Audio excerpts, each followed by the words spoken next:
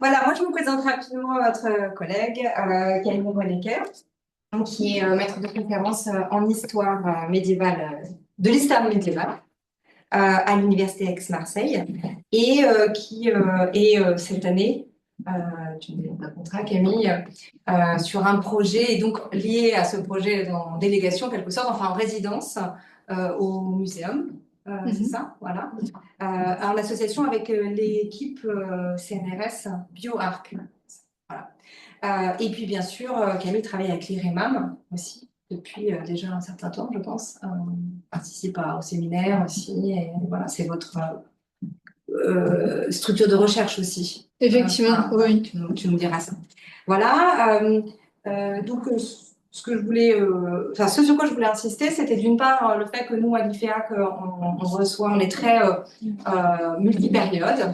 On reçoit des chercheurs qui travaillent sur des périodes anciennes. On a des chercheurs qui peuvent être aussi en archéologie. On a bien ce côté multidisciplinaire. Et alors, pour le coup, Camille, elle représente un peu tout cela, puisque donc là, elle travaille sur des projets associés aussi à la biologie ou associés aussi à l'étude de l'eau.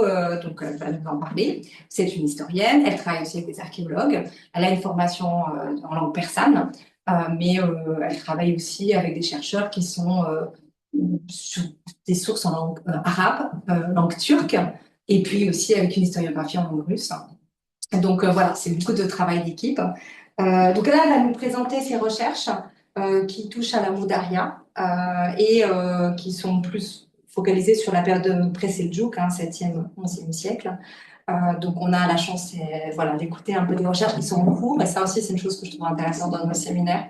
C'est que voilà, on présente le travail qui est en Super. développement, voilà. Et enfin, et Camille nous en dira un mot, je pense à un moment donné, peut-être c'est vraiment important. Camille, s'occupe du ce qu'on appelle le livre blanc des études perso-iraniennes. Et ça, c'est une entreprise vraiment très importante qui est mise en place depuis peu de temps et pour laquelle il faut vraiment réunir toutes nos forces, je crois, du fait des difficultés aujourd'hui hein, de travailler notamment en Iran ou donc sur le monde persanophone. Voilà, donc Camille, je te laisse la parole. On aura un temps aussi pour la discussion comme d'habitude après ta présentation. Merci beaucoup. Merci Marie. Déjà, merci beaucoup de m'accueillir à l'IFEAC. C'est la première fois que je viens à Bichkek et que je découvre le Kirghizistan, ou en tout cas un tout petit bout du Kirghizistan. Je vais peut-être commencer, avant d'oublier, par le livre blanc, puisque tu m'as proposé d'évoquer ce projet-là, et ensuite, voilà, j'aurai une approche un peu plus égocentrée, on va dire, de ma partie de communication. Donc, le livre blanc des études iraniennes et persanes en France est un projet en cours depuis l'année dernière, dont je suis co-responsable avec Sandra Aublorin. Donc, Sandra Aublorin, elle est responsable de l'UAR, Unité d'appui à la recherche, numéro 2999, qui chapeaute un certain nombre de groupements d'intérêt scientifique, les GIS, en l'occurrence le GIS Moyen-Orient monde musulman, le GIS Asie et le GIS Afrique. C'est dans ce cadre-là que le ministère de l'Enseignement supérieur et de la Recherche a donné un financement pour réaliser un livre blanc des études iraniennes et persanes en France, entendu au sens très large. Donc il s'agit vraiment des mondes iraniens et persans qui vont, je dirais, de l'Anatolie orientale jusqu'à l'Asie centrale, en incluant les diasporas iraniennes, par exemple. Voilà. Donc c'est une acception extrêmement large des mondes iraniens et persans qu'on a souhaité intégrer dans ce livre blanc et qui est destiné à faire un peu la jonction avec d'autres livres blancs qui existent déjà, notamment sur l'Asie centrale et les études turques qui a été réalisé il y a 3 4 ans, hein, il me semble. L'idée, c'est de, comme tout livre blanc, de faire un état des lieux, dégager un peu les lignes de force, les tendances actuelles, récentes, depuis, on va dire, les 7 dernières années. Alors pourquoi 7? Initialement, l'idée c'était de faire les 5 dernières années, mais il y a eu le Covid. Donc on remonte un peu en amont du Covid pour avoir une vision un peu moins biaisée, disons, des réalités. Et il s'agit donc de donner à voir ces grandes tendances dans un sens positif et négatif. Et donc de donner à voir aussi les pertes, les disparitions en termes de spécialité, les besoins en poste, les adaptations aux problèmes de terrain. Et là, il y a un autre livre blanc qui se prépare, dont je ne saurais pas vous parler, sur les terrains empêchés. Donc il y a une autre enquête qui est menée en parallèle, toujours un peu dans les mêmes contextes institutionnels. Voilà. Donc l'idée de ce livre blanc sur les études iraniennes et persanes est non seulement de dresser un état des lieux, mais de faire un certain nombre de préconisations sur tout ce qui peut toucher à l'enseignement et à la recherche dans ce domaine-là, y compris en termes de débouchés, qu'ils soient académiques ou non académiques, d'intégrer aussi tout ce qui est relevé des publications, du rôle des UMIFRE en l'occurrence, dans la recherche, la pérennisation des savoirs, etc., etc. Donc, il faut évidemment que tous ceux qui contribuent de près ou de loin à ce travail-là se sentent inclus dans le projet et n'hésitent pas à faire remonter leurs remarques, leurs préconisations. Ce que j'ai oublié de signaler, c'est qu'on est appuyé aussi, Sandra Aube et moi-même, par une autre personne qui s'appelle Laurent Gatli, voilà, qui est un peu le contact, on va dire, pour centraliser les informations, et depuis peu par une autre étudiante, une doctorante, en charge des questions plutôt contemporaines, Roxane Rezavi, qui vient de commencer un doctorat et qui avait déjà travaillé pour des GIS auparavant, d'où sa contribution. Voilà, pour le livre blanc. Je pense que j'en ai suffisamment parlé. N'hésitez pas à faire remonter des informations, sachant que l'objectif est de publier ce livre blanc pour la fin de l'année 2025 et qu'une première version circulera au sein de la communauté afin voilà, de permettre des vérifications de la part des uns et des autres. Ça, c'était donc pour la question du livre blanc. Si j'en reviens donc à la raison pour laquelle je suis ici aujourd'hui, c'est pour présenter un tout petit aspect des recherches que je mène actuellement sur la Moudaria au début de la période islamique. Et je voulais juste préciser ce que j'ai fait auparavant. Donc, initialement, j'ai soutenu une thèse en 2013 à la Sorbonne qui portait sur les questions de défense du territoire dans le monde islamique médiéval, et plus précisément au Khorasan et Transoxiane, c'est-à-dire dans les marges orientales du monde islamique médiéval. Donc, il s'agissait d'étudier le djihad du point de vue de la pratique et de sa mise en discours comme outil de légitimation des pouvoirs à différentes échelles spatiales. Petit à petit, j'en suis venue à m'intéresser plutôt depuis plusieurs années à une histoire environnementale de la région et plus particulièrement à une histoire environnementale de la Moudaria. Et le curseur est en pause. Une histoire environnementale de la Moudaria. Qui est ce fleuve dont je vais montrer une carte juste après, un fleuve qui alimentait la mer d'Aral auparavant, voilà, qui ne l'alimente plus depuis quelques années déjà, et qui fait environ 2500 km de long.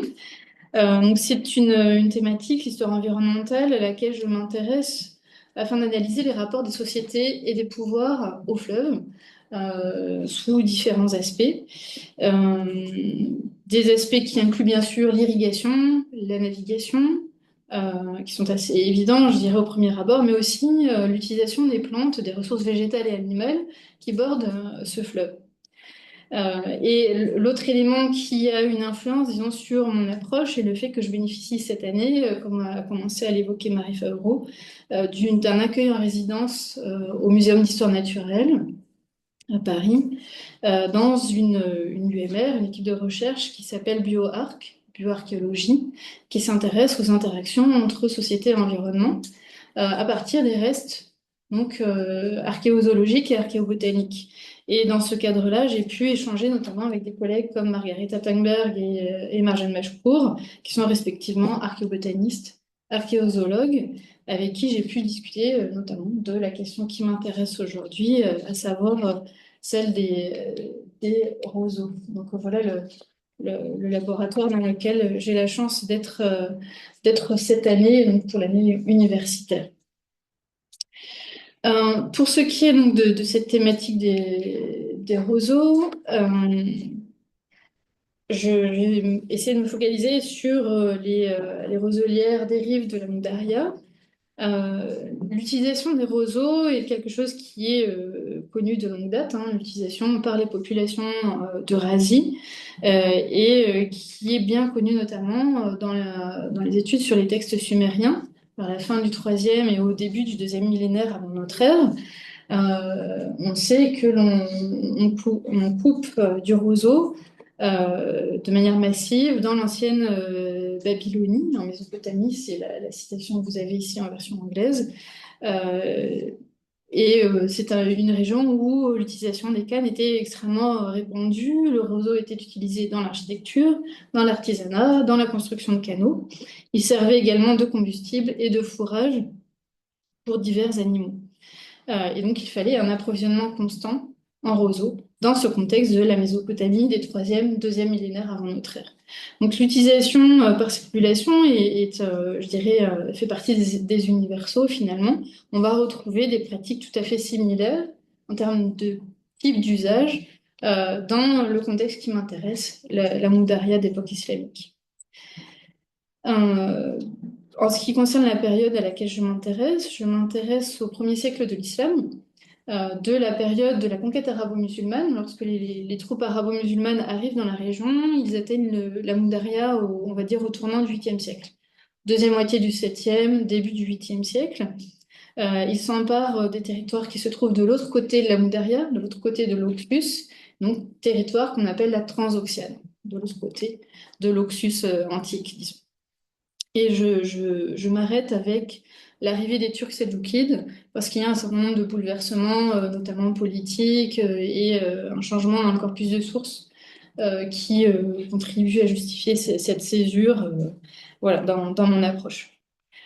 Pour cette étude, j'ai utilisé des textes arabes et persans de la période islamique médiévale, à savoir essentiellement des textes de géographes, qu'on appelle les géographes arabes, même si leurs origines sont parfois et souvent iraniennes.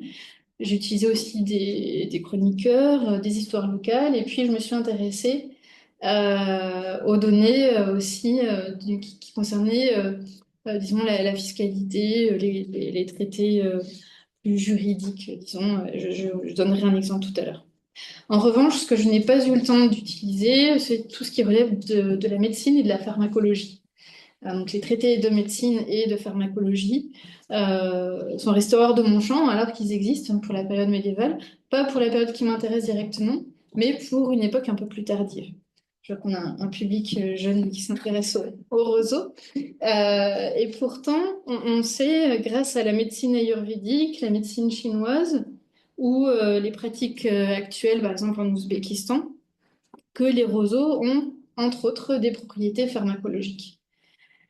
Donc c'est un point que je vais laisser de côté, j'en parle uniquement dans l'introduction et je n'y reviendrai pas par la suite. Autre élément qu'on aurait pu intégrer et que je n'ai pas eu le temps d'intégrer ici, ce sont les traités de botanique au sens très large. Voilà. Alors, pour résumer, ce que l'on trouve dans le corpus textuel médiéval à propos des roseaux est extrêmement rare. Il n'y a quasiment pas d'informations. Ce qui est assez étonnant vu l'importance que cette plante a au quotidien pour les populations de la région. J'ai donc croisé ces données avec des publications ethnographiques des 19e et 20e siècles, qui datent de l'époque avant les changements massifs qu'ont connus les paysages et les pratiques sous les soviétiques. L'époque soviétique a beaucoup modifié notamment le débit de la Moudaria avec tous les prélèvements pour l'irrigation qu'on connaît. Donc voilà, j'ai intégré ce corpus qui, à mon sens, est extrêmement précieux pour éclairer les pratiques euh, ethnographiques au sens large. J'ai intégré des données issues de l'archéologie et des sciences du paléo-environnement, ainsi que quelques observations personnelles que j'ai pu faire sur le terrain en Ouzbékistan, où je suis allée plusieurs fois en plusieurs saisons, notamment pour essayer de voir aussi les variations paysagères. Pour le moment, vous l'avez compris, un travail en cours avec un certain nombre de pistes de réflexion, premières remarques, mais quelque chose qui reste encore assez préliminaire, disons. Donc, Mon intention est d'identifier les usages qui sont faits des roseaux et d'essayer de comprendre pourquoi ces roseaux, bien que souvent absents des sources et des études, sont essentiels pour les populations agropastorales du bassin versant de la Moudaria. Donc, après quelques remarques méthodologiques, épistémologiques, je vous donnerai quelques définitions de ce que j'entends par roseau. Je m'intéresserai ensuite au rôle des roseaux pour la faune et enfin, j'examinerai les usages qu'en font les humains.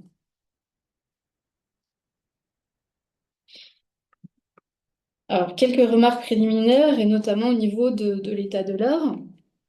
Premier constat, c'est qu'il n'étude pas d'études, il n'existe pas, pardon, d'études consacrées spécifiquement à l'utilisation des roseaux de la Moudaria au cours des premiers siècles de l'islam. Il existe des recherches sur d'autres régions d'Eurasie, d'autres périodes, mais rien sur le cadre spatio-temporel qui m'intéresse. Les plus célèbres sont les études ethnographiques et les récits des explorateurs des 19e et 20e siècles sur les Arabes des marais, que vous voyez ici, qui vivaient en Mésopotamie, dans le delta du Tigre et de l'Euphrate, et qui ont donné lieu à toute une littérature sur ces populations qui vivaient dans des villages lacustres et des maisons en roseaux, dont des maisons flottantes qu'on voit sur l'image de gauche. Il existe aussi un article très récent sur le sujet de l'utilisation des roseaux par les populations en Méditerranée ancienne, en Méditerranée antique. Donc c'est la référence que vous voyez en dessous de Verlac et autres. Et en ce qui concerne l'Asie centrale, certaines recherches portent sur des périodes très anciennes, âge du bronze, âge du fer, antiquité. Mais ces publications sont aussi très largement basées sur des études ethnographiques du 19e et 20e siècle. Donc finalement, ce corpus-là, assez tardif, voire très tardif, reste la référence pour appréhender les pratiques au quotidien des populations eurasiatiques. C'est ce qu'on va retrouver par exemple dans l'article de Robert Spengler qui s'intéressait au rapport aux écotopes dans les milieux de steppe et de montagne, donc à des périodes anciennes. Là aussi, on s'aperçoit qu'il utilise les textes des 19e et 20e siècles.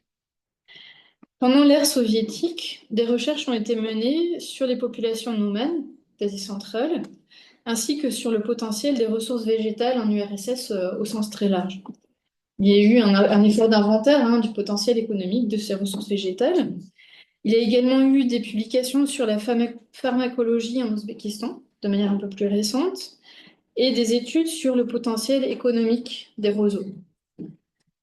Plus récemment, ces analyses ont mesuré notamment la valeur écologique des roseaux en tant qu'isolant, en tant que combustible ou même en tant qu'ingrédient que matériau, disons, pour traiter les eaux polluées. En ce qui concerne le monde islamique médiéval, le roseau est surtout étudié comme matériau pour les instruments de musique. Donc les rares études qui portent sur l'époque médiévale concernent la musique, la calligraphie ou les armes, comme le montre l'entrée passable dans l'encyclopédie de l'islam. En revanche, il n'y a pas d'entrée, ce qui est assez surprenant à mon sens, dans l'encyclopédie Iranica sur le roseau.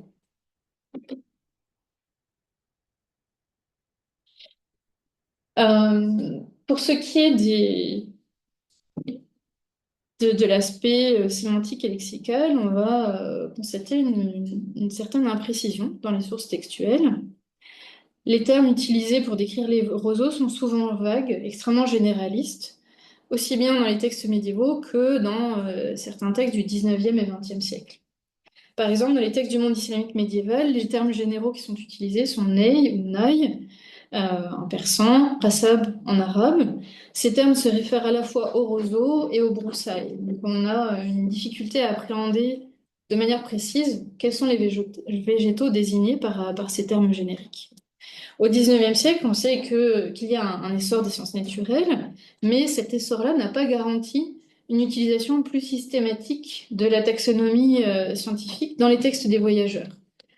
Une partie des voyageurs qui se rendent en Asie centrale à l'époque sont eux-mêmes des naturalistes Il contribue à l'essor d'un langage scientifique pour décrire les roseaux, etc. Mais pour autant, on n'a pas forcément de recours à une classification botanique systématique. Donc il y a là encore un certain flou dans ce que désignent les roseaux. Euh, les ethnographes hein, de cette époque-là, 19e, début 20e, incluent souvent plusieurs familles botaniques dans la catégorie des roseaux. Ils incluent parfois les typhas, de la famille des Typhacées, ou des roseaux à quenouilles, donc. Mais les typhas ne font pas partie de la même famille que les poacées, parmi lesquels donc les phragmites, qui sont l'espèce disons, à laquelle on associe le plus souvent les roseaux. De plus, dans la famille des poacées, il y a aussi des roseaux qu'on appelle Arundodonax, que l'on retrouve en Asie centrale. Donc là, je vous ai mis des éléments de classification qui sont issus de, je crois, de Kew, voilà, de Kew Garden, donc l'équivalent de l'herbier du muséum, mais en version anglo-saxonne. Donc il y a des Arundodonax en Asie centrale, toute la question étant de savoir à quelle époque ces Arundodonax se sont diffusés, sont-ils déjà présents à l'époque médiévale? Ça, c'est une question que je laisse en suspens, je ne sais pas. Bref, donc ici, le terme roseau est utilisé avec la même dimension inclusive, généraliste que ce que j'ai pu trouver dans mes sources, faute d'outils pour vraiment les distinguer à ce stade. Donc on comprend les roseaux comme étant des plantes herbacées à grandes tiges rigides ou semi-rigides qui poussent dans des environnements humides. Euh, on peut se demander par ailleurs si c'est un angle mort aussi dans l'archéologie et l'archéobotanique.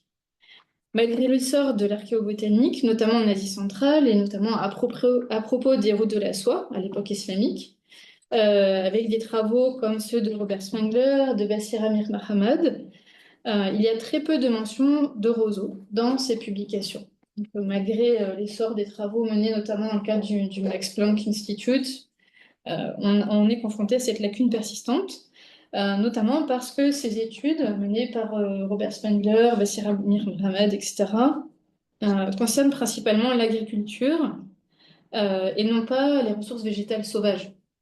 L'idée est de se focaliser sur les fruits, les légumes, les céréales, de manière générale l'alimentation humaine et l'alimentation animale, euh, avec des thématiques comme la domestication des espèces, la diffusion des espèces, tandis que les autres utilisations des plantes sont beaucoup moins explorées.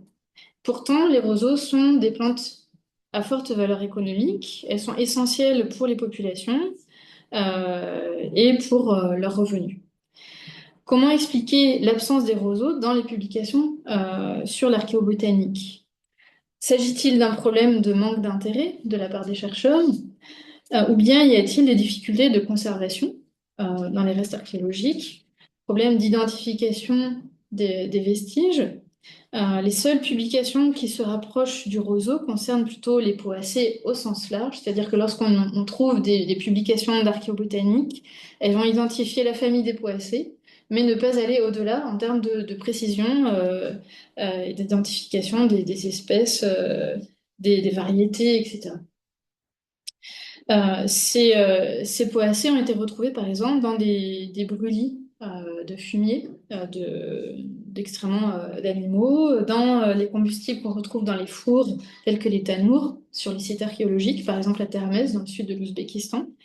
Or, comme je viens de le dire, les poacées sont une appellation extrêmement généraliste qui n'englobe pas seulement les roseaux, bien loin de là. Voilà, si vous avez des clés de compréhension sur ce problème, je suis preneuse. Venons-en à la question de la caractérisation. De quels roseaux s'agit-il? Où les trouve-t-on, malgré toutes les imprécisions que j'ai signalées auparavant? J'avais prévu de souligner cette définition-là des roseaux qui font partie des Phragmites communis ou Phragmites australis. et où il est signalé donc, que ce sont des poacées, c'est-à-dire des graminées, ils font partie de la famille des céréales, qui ont de longs rhizomes, qui ont une espèce de pommeau coloré, et une période de floraison et de fructification, disons, qui va de juillet à octobre. Ce sont des plantes qui poussent sur les rives des lacs, des rivières, mais aussi, comme on le voit ici, dans des espaces parfois désertiques. Donc, c'est une plante extrêmement répandue qui résiste au froid. Le rhizome persiste, tandis que la partie externe de la plante, la partie aérienne de la plante, meurt en saison extrêmement froide. Donc, c'est une plante qui est adaptée à la rigueur des températures centra-asiatiques. Les roseaux peuvent par ailleurs atteindre une hauteur de plusieurs mètres. Les roseaux Phragmites australis sont présents dans le monde entier et leur adaptabilité à différents environnements et climats explique, donc, comme je viens de le dire, leur présence en Asie centrale. Le roseau a aussi l'avantage de pousser non seulement en eau douce, mais dans des eaux saumâtres. Il peut résister à des eaux où la teneur en sel s'élève à 16%, ce qui est bien adapté là encore à l'Asie centrale, où on sait qu'une grande partie des sols sont des sols salins. On connaît les fameux sols Lomchak, par exemple, mais de manière générale, les sols sont extrêmement salés. Il résiste aussi aux températures estivales élevées, aux inondations périodiques, à la sécheresse du sol. Donc, ils constituent une ressource particulièrement intéressante pour les populations agropastorales. Et souvent, en Asie centrale, les roselières sont associées à une autre végétation, au tsugai. Donc là, c'est la répartition des phragmites en général. Donc, vous voyez que c'est extrêmement présent à l'échelle de la planète, rien de bien original. Euh, on voit ici donc l'association entre des roseaux et puis des peupliers qui sont l'une des essences typiques du Tougaï, donc de ces rivières, de ces forêts qui poussent en bord de rivière. Donc les roselières sont particulièrement présentes sur les rives de la Moudaria, aussi bien dans l'Antiquité qu'aujourd'hui. Selon le botaniste Guillaume Capu, qui écrivait dans les années 1880, les rhizomes sur les rives de la Moudaria peuvent atteindre 10 cm de diamètre. Donc, il observe la résistance et la grande adaptation des roseaux à ce milieu. En revanche, les changements majeurs qui sont survenus dans l'agriculture, dans l'industrie, pendant l'ère soviétique, ont eu un impact considérable sur la géographie des roselières. Par exemple, dans les districts du sud de la mer d'Aral, y compris dans les zones de pour inférieures de la Moudaria, dans le delta de la Moudaria, il y a eu un très net reflux, disons, des roselières. Donc on voit ici, dans la citation du haut, que le Tougaï en général, donc toute cette végétation des bords de rivière, atteignait en 1950 1,3 million d'hectares et que sur ces 1,3 million d'hectares, 600 000 hectares étaient composés de roselières. Donc des surfaces gigantesques, mais au début des années 80, il n'en restait que 20 à 30 000, 20 à 30 000 hectares de roseaux au sud de la mer d'Aral. Par ailleurs, certaines données archéologiques fournissent des informations sur la localisation des roselières dans le bassin versant de la Moudaria dans l'Antiquité et au Moyen Âge. Ces informations concernent principalement le Khorezm, donc au sud de la mer d'Aral, et ils ont été mentionnés par exemple dans les travaux de Yagodin, qui s'est intéressé au delta de la Moudaria. Cependant, les articles récents de l'équipe espagnole de Barcelone, les Payeb, travaille notamment sur Termez, a fourni des données anthropologiques, une étude des charbons à Termez, qui suggère l'utilisation de roseaux par les habitants de la ville au 8e, 9e siècle, sur le cours moyen de la rivière. Donc on est là, cette fois, assez loin de la mer d'Aral. Dans un autre contexte bioclimatique, je dirais, eh bien, on retrouve aussi cette utilisation des roseaux. On sait que des roseaux sont aussi présents dans le cours inférieur, dans la partie inférieure des barcanes, donc ces formations dunaires en forme de croissant. Donc il y a là aussi des roseaux qui peuvent pousser grâce à la présence d'eau souterraine. Mais bien évidemment, c'est le long de la Moudaria que l'on va trouver l'un des lieux privilégiés pour la croissance de vastes roselières à l'époque islamique médiévale comme pendant les autres périodes. Et ces roselières sont un écosystème particulièrement apprécié des animaux. En effet, les roselières constituent un havre de paix pour la faune. Ces espaces-là abritent des mammifères de taille variable. On peut penser aux cerfs de Bukhara, aux sangliers, aux lagomorphes tels que les lièvres, etc. Et cela fait écho finalement aux sangliers et aux cerfs qu'on trouve dans les peuplements de Phragmites australis, représentés sur un bas-relief assyrien du 8e siècle avant notre ère, qui est conservé au British Museum et qui donc montre à quel point les animaux appréciaient ce milieu particulier. La présence de cervidés, par exemple, ou de sangliers attire des prédateurs tels que les tigres et d'autres espèces carnivores, dont de nombreux félidés, donc qui contribuent à tout cet écosystème, cette biodiversité. Les roseaux abritent également différentes espèces d'oiseaux, dont des faisans. Donc là, vous avez en bas les traces de faisans. C'est pas moi qui les ai reconnus, c'est un garde forestier qui m'a indiqué que c'était des traces de faisans. Et puis vous avez ici donc, le contenu d'une petite réserve donc des animaux empaillés dans la région d'Urgench, en Ouzbékistan. Donc les roseaux abritent de nombreux oiseaux, parmi lesquels les faisans, je l'ai dit, des passereaux. Donc tout ça, ce sont des animaux qui étaient consommés à l'époque médiévale. On en a des traces dans les restes archéozoologiques. On y trouve aussi des rapaces, des échassiers, etc. Et par ailleurs, les roseaux sont favorables à la présence de poissons, y compris des espèces migratrices, notamment celles qui remontent le fleuve depuis la mer d'Aral, par exemple lors de la période de frai, et dont on a retrouvé aussi des traces dans les études archéologiques, notamment menées par Yagodine, que j'ai évoqué précédemment, dont j'ai mis ici quelques exemples. Les roselières sont aussi prisées par les animaux d'élevage. Elles sont utilisées pour le bétail, puisqu'on vient y mener les bovins. Lorsqu'on va encore aujourd'hui dans les zones proches de la Moudaria et toutes les zones irriguées du delta de la Moudaria, par exemple, Khorezm ou Karakalpakstan, on voit qu'il y a beaucoup de bovins qui consomment les roseaux. Ils sont consommés aussi par les chevaux, par les moutons qui vont manger les jeunes feuilles vertes, surtout au printemps et en été, donc. Et puis, les roseaux sont récoltés pour le fourrage.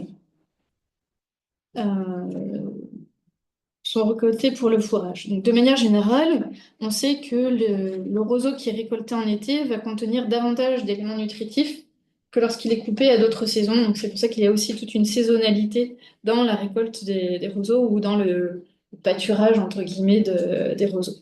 En hiver, il est utilisé pour nourrir les animaux, surtout lorsque la neige a recouvert les pâtures, justement.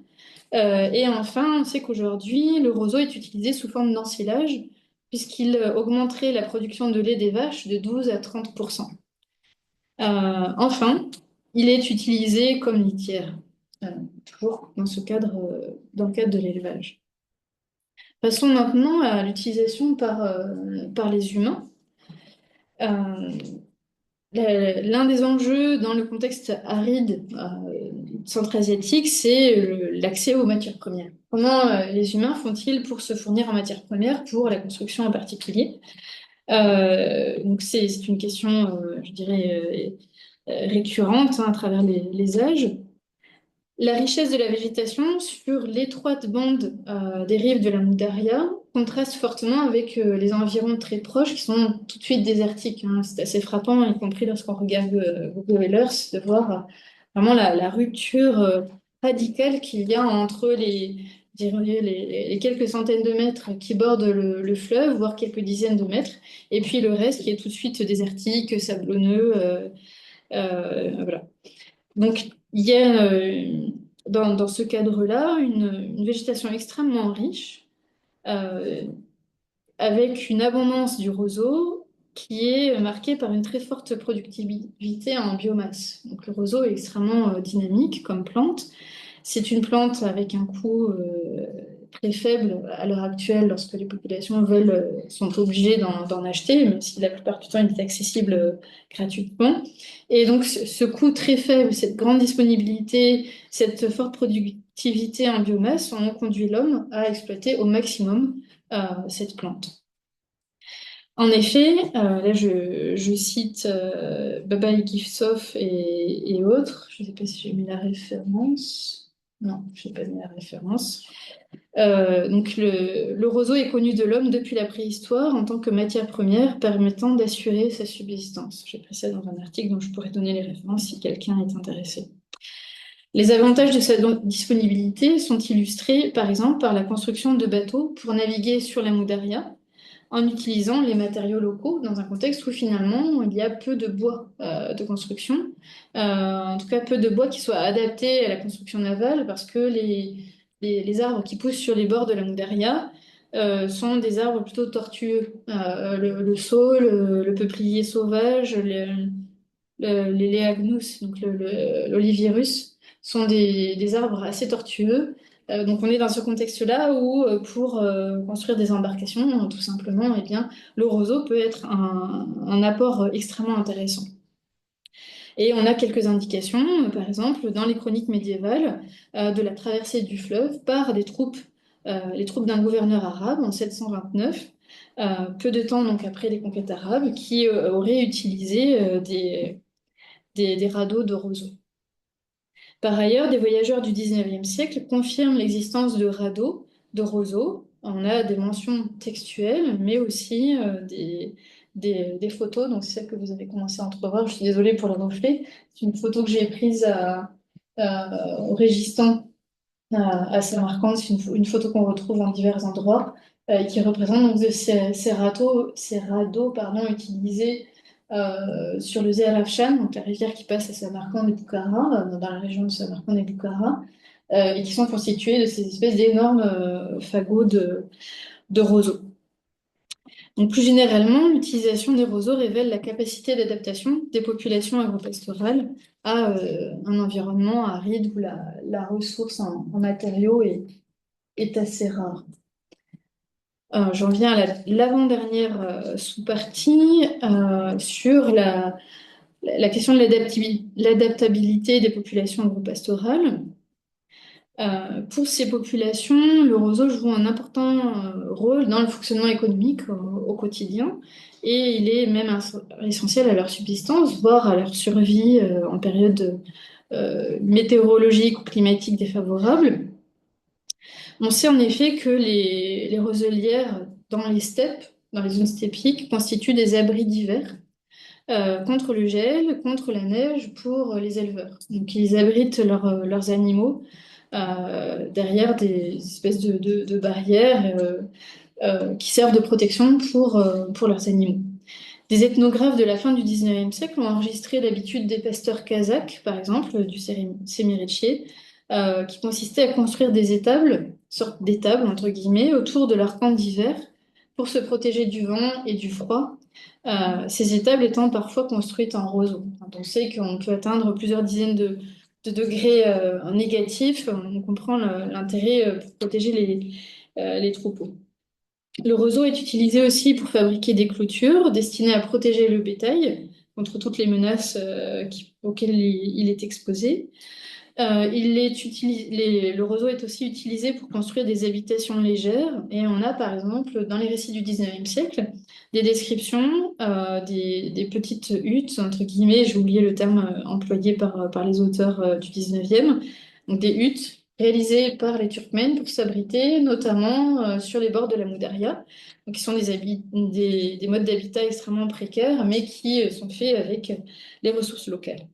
Par ailleurs, les textes d'époque médiévale mentionnent des nattes de roseaux qui étaient fabriquées sur place, donc qui posaient à même le sol, dont on a des vestiges archéologiques pour une toute autre région. Il s'agit ici de la région du Proche-Orient, donc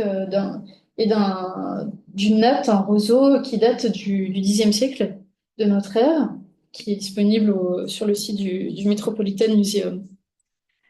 Euh, Par ailleurs, les tiges et les feuilles du roseau sont utilisées comme combustible, dans un contexte où, là encore, on manque de végétation.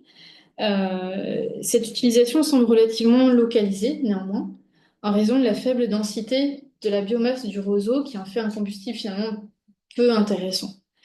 Donc, c'est à défaut de mieux, disons qu'on va utiliser le roseau. Il est moins intéressant de le stocker pour le transporter que d'autres combustibles qui auraient une meilleure capacité calorifique, calorifère, je ne sais pas. D'autant que le roseau prend beaucoup plus de place. Donc, il n'est pas très intéressant de le transporter pour le commercialiser. Euh, Cet intérêt économique, même s'il est relatif, amène à une dernière question qui est celle du contrôle exercé à l'époque médiévale sur les roselières. Le pouvoir s'efforce-t-il de contrôler ces zones-là et de tirer parti de ces ressources, sachant que les roselières sont aussi des zones de chasse et de pêche, puisqu'il y a toute la biodiversité, et notamment la faune que j'ai mentionnée précédemment. L'une des questions que je me suis posée, c'est celle des moyens juridiques, matériels, humains dont auraient disposé ou pas les autorités islamiques pour contrôler ces roselières. On est dans des espaces qui sont parfois difficilement accessibles, entourés d'étendues désertiques, etc. Il n'y a pas vraiment d'indication en fait sur un tel contrôle. Je vais vous donner néanmoins les quelques indices que j'ai pu trouver. Les rares références dans les textes juridiques médiévaux, semblent inclure les roseaux dans les communs. Donc dans ces espaces communs au sens médiéval, au sens de la société quasi féodale, je dirais. Donc entendu ici comme des ressources partagées, gérées par la communauté, et des ressources qui sont donc exemptes d'impôts, qui échappent à l'impôt. Les quelques éléments très succincts que j'ai trouvés figurent dans le texte du Qadi Hanafite, donc une branche de l'islam sunnite, donc le Qadi Hanafi du 8e siècle, Abu Yusuf Yacoub, qui a écrit un ouvrage qui s'appelle Kitab al-Kharaj, c'est-à-dire le livre de l'impôt. Il écrit cet ouvrage au 8e siècle à Bagdad, donc on est quand même très loin de la Moudaria, mais disons que c'est le plus proche que j'ai trouvé en termes spatial. Et il écrit ceci: les roseaux, le bois, l'herbe, la paille et les branches de palmier ne sont pas soumis à la dîme, au quin ou au kharaj. Donc ils sont exempts d'impôts. Donc on voit ici que les roseaux font partie de ces ressources communes finalement, ces biens communs qui sont utilisés dans l'intérêt de la population, que ce soit pour le pâturage ou pour la récolte des plantes à des fins diverses que j'ai évoquées précédemment. Les textes de cette période médiévale confirment également que les roseaux étaient une source de revenus. Ils étaient commercialisés à la fois à l'époque moderne et à l'époque médiévale. Ainsi, au IXe siècle, la vente des roseaux est encouragée par le pouvoir islamique régional sous la forme de waqf, donc des biens de main morte, on va dire ça comme ça, fondation pieuse, dotation charitable, entre guillemets. Donc ce sont des biens inaliénables. On a une indication qui concerne la région de Boukhara, de l'époque du samanide Ismaïl ben Ahmed. On est à la fin du IXe siècle. Donc il y a tout un passage où il décide de placer en waqf une zone de roselière à des fins caritatives. Par ailleurs, le botaniste Guillaume Capu, à la fin donc, des années 1880, mentionne, je cite, un radeau fait de fagots de jonc, camouiche, et qui est véhiculé par deux Turkmènes. Je crois que je vous ai mis la citation d'ailleurs. Voilà, donc deux Turkmènes qui les avaient rassemblés saluent. Donc ils envoient un salut, salam, à Guillaume Capu qui est sur la rive, qui les voit passer. Ils allaient de Chourab à Kerki pour vendre les fagots de roseaux et broussailles dont ils avaient fait leur radeau. Donc ça renvoie à l'image qu'on a vue tout à l'heure sur le Zerafsham, où on voit ces gens qui sont sur un radeau constitués de fagots de roseaux. Ils descendent le fleuve, les vendent, et puis reviennent probablement par voie de terre. Voilà, donc on voit ici un exemple de la valeur économique que pouvaient avoir ces fagots Capu, lui, dans le texte en français, écrit des fagots de jonc. Là, j'ai laissé en anglais, parce que je pensais parler en anglais initialement, mais il parle de fagots de jonc. Il écrit en français, il parle de jonc. Donc, le commerce du roseau, tant au 19e qu'au 9e siècle, confirme que cette plante représente un revenu potentiel. Pourtant, il n'y a aucune indication de taxe sur les roseaux dans le bassin versant de la Moudaria au début de la période islamique, ce qui semble confirmer l'avis rendu par le calife hanafite qui lui vivait en Irak. Cela renforce donc l'hypothèse selon laquelle les roselières faisaient partie des biens communs. En conclusion, donc, l'omniprésence du roseau sur les rives de la Moudaria, sa disponibilité en libre accès, je dirais, son très faible coût et ses nombreuses propriétés physiques et biologiques en font une matière première quasi inépuisable, à l'époque médiévale du moins, aux usages extrêmement variés, aussi bien pour les animaux que pour les populations agropastorales. Le roseau est d'autant plus précieux qu'il pousse dans un contexte où les ressources végétales sont rares, en dehors de l'étroite bande de végétation qui borde le fleuve. Au début de la période islamique, aucun indice ne permet de penser que les souverains contrôlaient la production et le commerce du roseau, si ce n'est de manière marginale, avec l'indication que j'ai fournie à propos de l'émir samanide du IXe siècle. Il semble que les populations agropastorales l'utilisaient librement pour leur vie quotidienne. Les stocks de roseaux étaient constamment reconstitués sur les rives du fleuve, presque gratuitement, ils se renouvelaient naturellement grâce à la résistance de cette plante à rhizome. Il fournissait un matériau essentiel aux hommes et à leurs animaux. Le roseau était aussi un outil idéal pour s'adapter à l'aridité, aux variations hydroclimatiques et à la rareté du bois de construction et du bois de chauffe. A priori, ce n'est qu'au milieu du XXe siècle, avec les profonds changements dans les pratiques agricoles et industrielles sous les soviétiques, que les roselières ont commencé à décliner massivement en Asie centrale, y compris sur les rives de la Moudaria. L'étendue des roselières inventoriées dans les années 50 suggère que les populations du siècle précédent géraient cette ressource de manière raisonnée, entre guillemets, en diversifiant les matériaux utilisés, tant pour les animaux que pour les humains. D'autres études paléo-environnementales, notamment archéobotaniques, sont nécessaires pour avoir une vision à long terme et confirmer la pérennité des populations de roseaux sur les rives de la Moudaria. Je vous remercie.